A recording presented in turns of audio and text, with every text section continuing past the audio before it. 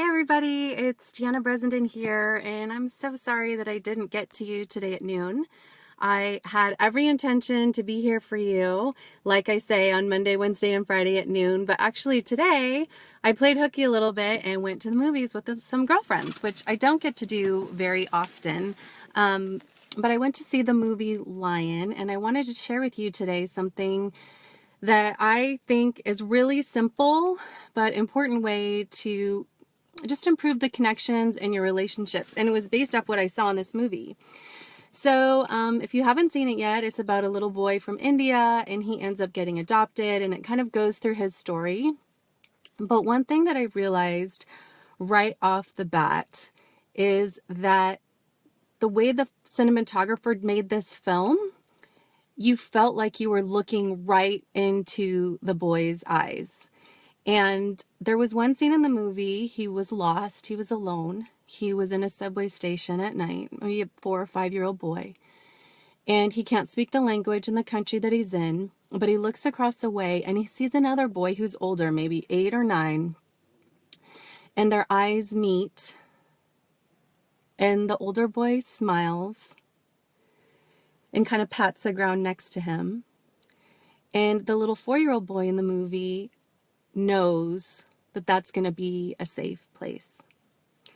Now, I've been reading The Alchemist, again, rereading, if you haven't read it yet, by Paulo Coelho. I believe it's an amazing, amazing allegory with a lot of really important lessons in life, but it talks a lot about the language of the soul of the world. It's a language that can be spoken without words, and it's a language that everyone understands, no matter where you're from.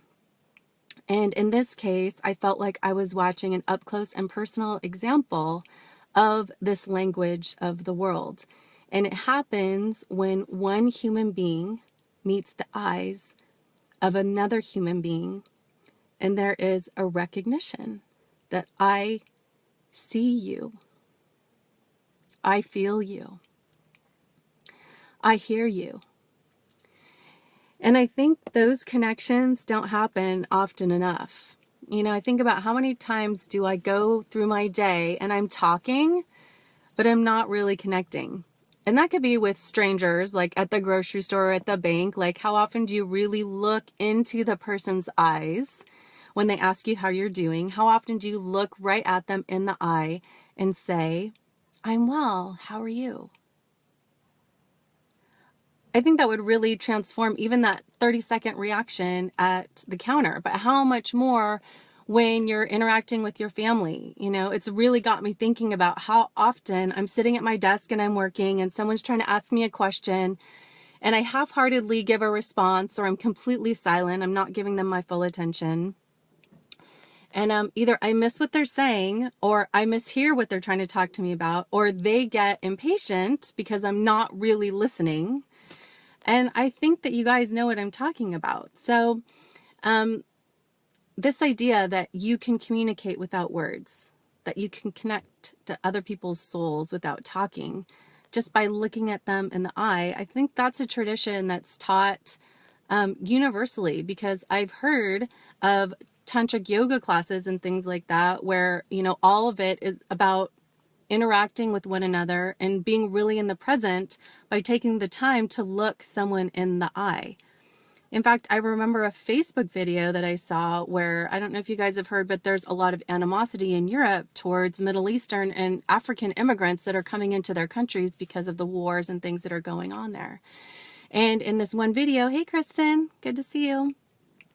What they do is they bring a Syrian refugee, I think, and a European man into a same room, and they have both agreed that they will look at each other in the eye for like 2 minutes or 3 minutes or something like that. And it was amazing when you watch them looking face to face.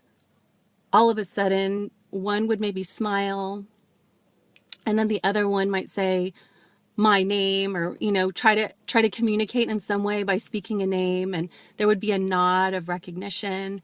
And I think the whole point of it is to say, once we recognize the soul that belongs to another person, it's a lot more difficult to dismiss them, a lot more difficult to go on with your day or stay disconnected. And so the point of this video was that idea, being able to think of one simple thing that you can do to improve your connection and your communication and relationships. And that's it. It's really simple, but it's not so easy to do. But I encourage you just to try it. You know, sit there for a minute or two, set a timer and think about the person that you want to be more connected to. Ask them if they'd be willing to sit with you in an experiment. And just set a timer and look at one another in the eye and see what you see. Don't say anything. You don't even have to, do anything, but just look and see. And I have a feeling that you will notice right away how the energy changes. You'll notice how the connection deepens. And something as I was watching the movie today, I noticed is that it's easy to remain disconnected with someone when you won't look at them. There was a little boy in the movie, so I'm talking about Lion. I saw it earlier today. Amazing, heart-wrenching. But there was a little boy who you could tell had really been traumatized and had had a lot of pain. And so when he was having a tantrum, and any person actually, if you think about when you watch a kid having a tantrum, what do? They close their eyes and maybe they shake their fists or they try to figure out a way to get that energy out. If I think about my own life and when someone is saying something that I don't want to hear, what's the first thing I do? I look away. Or when I feel uncomfortable, what do? I look up in the sky, I check my phone. I do whatever I can so that I don't have to connect. And that's kind of the other piece of it. So I'm just sitting here at the carpool line and now I have to go pick up my high schoolers. But I hope that really helps you as you think about your relationships and this one simple thing that you can do to connect with them. Just look into their eyes, feel their souls, and speak that language that doesn't even have any words. And if that changes anything for you, or you actually decide that you're going to try it, just leave a comment for me in the comments below. Just say, I'm going to try it. Or maybe report back to me and let me know how it went. This is just a theory. I haven't even tried it out for myself. So I'm really excited to see what you guys do with this. And if I do notice a change and I do take part in this, I will definitely be sure to let you know. So I think you guys know I put all of these videos on my blog at jannabressenden.com. If I don't know, you want to share the story with me personally instead of posting it in the comments, you can always reach me by private message or send me an email, hello@jannabressenden.com. I'm here on Monday, Wednesday, and Friday at noon to share my story in raw, vulnerable, and sometimes embarrassingly real ways so that you will know that you are not alone. And I love every minute that I get to talk with you guys because it makes me feel like I'm sharing my life, and this is what matters, is that we stay connected. So I hope you have a great weekend, and we'll talk to you soon. Bye for now. Hey, Antoinette, good to see you. I hope you're doing well and it's not too cold over there. Are you going to be at HPA in March? I don't know if it's going to pop up, but anyway, I'm glad to see you.